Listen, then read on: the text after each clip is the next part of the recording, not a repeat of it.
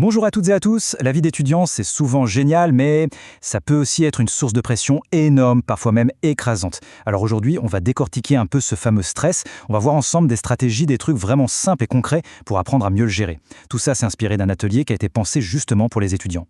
Et pour commencer, posons tout de suite les bases avec cette phrase qui est hyper importante. Ceci n'est pas un cours, c'est un espace pour soi.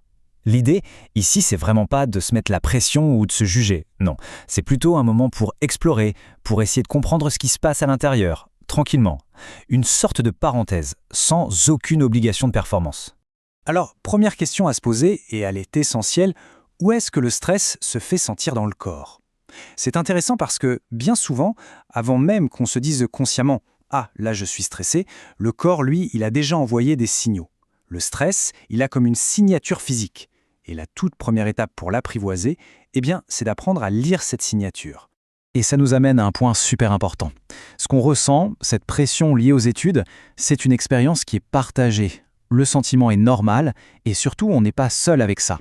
C'est crucial de comprendre que ce n'est absolument pas un signe de faiblesse.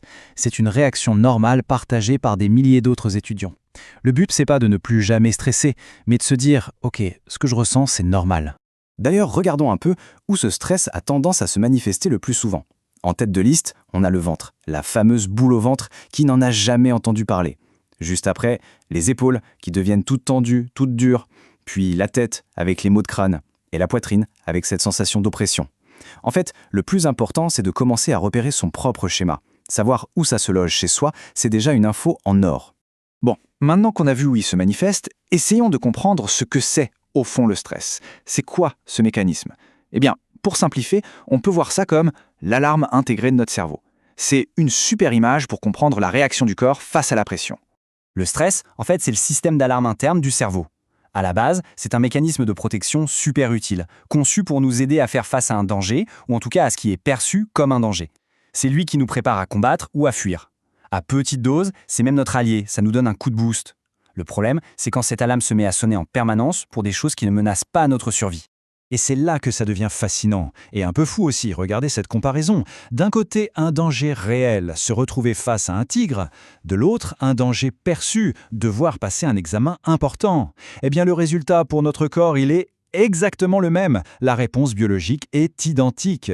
Pour notre cerveau primitif, il n'y a aucune différence. Le cœur s'accélère, l'adrénaline monte, le corps se prépare à un combat pour sa survie, alors qu'en réalité, on est juste assis à un bureau en train de réviser.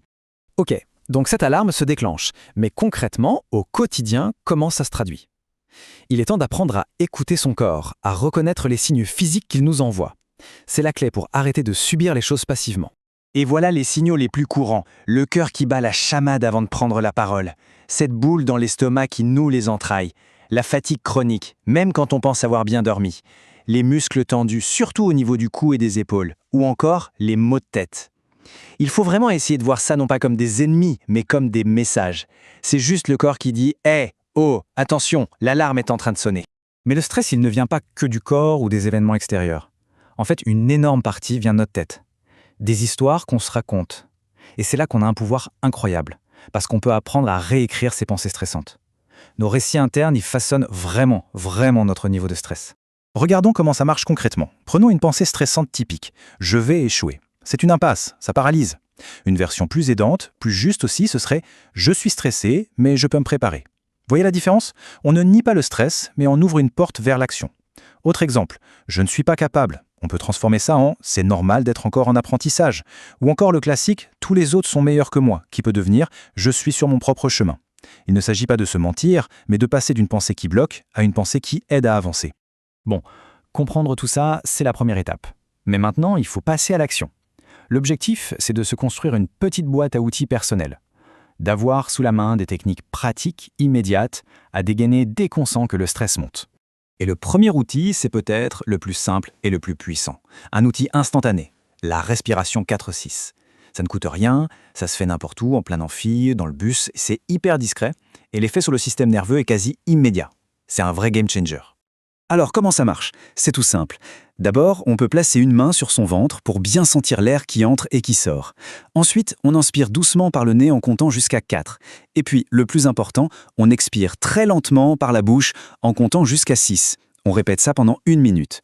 Le fait d'avoir une expiration plus longue que l'inspiration envoie un signal direct au cerveau pour lui dire « tout va bien, tu peux te calmer ». C'est purement physiologique. La respiration, c'est l'outil d'urgence. Mais pour aller plus loin, l'idéal, c'est de se créer un mini-plan anti-stress. Un petit plan d'action personnel, très simple, mais qui va agir sur plusieurs fronts à la fois. Alors, qu'est-ce qu'on met dans cette boîte à outils personnelle? 3 choses. Premièrement, un outil pour le corps. Ça peut être la respiration 4-6 ou alors juste faire 5 minutes de marche. Deuxièmement, un outil pour l'esprit. Par exemple, une phrase rassurante qu'on s'est préparée à l'avance, une de ces pensées aidantes qu'on a vues tout à l'heure. Et troisièmement, une action concrète à faire cette semaine. Quelque chose de simple, comme organiser ses notes de cours. Parce que l'action, même toute petite, c'est le meilleur antidote à l'angoisse. Et on termine avec cette idée qui est peut-être la plus importante de toutes. Le stress ne disparaît pas. On ne peut pas l'éliminer de sa vie, ce n'est pas réaliste. Mais maintenant, on a des outils pour ne plus se subir. L'objectif, ce n'est pas de vivre sans stress, c'est de changer sa relation avec lui. C'est de passer d'une position de victime à une position où on a les cartes en main. Et ça change tout. La question n'est plus comment je fais pour ne plus stresser, mais plutôt ok, là je stresse. Quel outil de ma boîte je vais utiliser maintenant ?